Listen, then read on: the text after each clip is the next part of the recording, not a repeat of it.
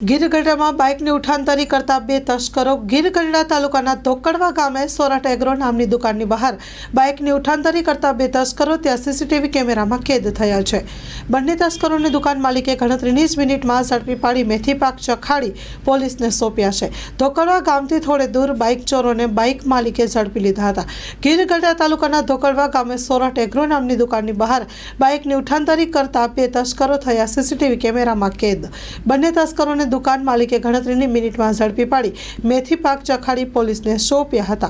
Story report by Parag Sangtani, Gir Somnath. Loan પર phone 15 વર્ષ જૂનું ગુરુ મોબાઈલ એન્ડ ઇલેક્ટ્રોનિક્સ।